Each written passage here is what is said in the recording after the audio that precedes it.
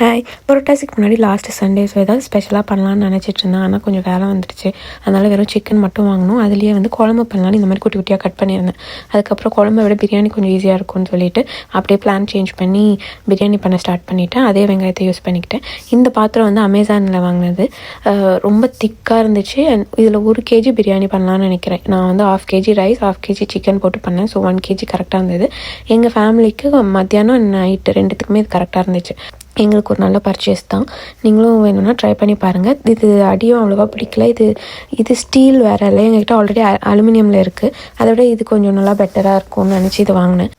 உங்களுக்கு பிரியாணி பண்ணுறது ஈஸியாக, குழம்பு பண்ணுறது ஈஸியாக சொல்லுங்கள். குழம்பு பண்ணணுன்னா ரைஸ் வைக்கணும், அதுக்கு ஒரு பொரியல் பண்ணணும், அண்டு குழம்பும் நல்லா ஏதாவது டிஃப்ரெண்ட்டாக செய்யணும். ஒரே மாதிரி எல்லா வாரமும் செஞ்சால் போர் அடிக்கும். ஆனால் பிரியாணி பண்ணிட்டோன்னு வச்சுக்கோங்களேன், ஒரே மாதிரி பிரியாணியாக இருந்தாலும் சாப்பிட்ருவாங்க. வெறும் முட்டையை மட்டும் வேக வச்சா போதும், ரைத்தா பண்ணால் போதும். இது மீதி இருக்க ட்ரம்ஸ்டிக் பீசஸ் வச்சு ஒன்றுமே இல்லை, வெறும் சிம்பிள் மேரினேஷன் தான்.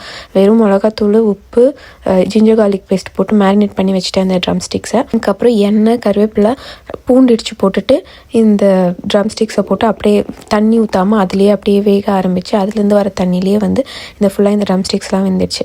அவ்வளோதான், ஈஸியான ஒரு சண்டே லன்ச் முடிஞ்சிடுச்சு. சின்ன வயசில் சண்டேனாலே இந்த விசில் சத்தத்தோடு தான் நாங்கள் எழுந்துப்போம். எழுந்துக்கும் போதே இட்லி, மட்டன் குழம்பு இல்லை சிக்கன் குழம்பு இந்த மாதிரி ஏதாவது ஒன்று தான் இருக்கும், பூரி அந்த மாதிரி.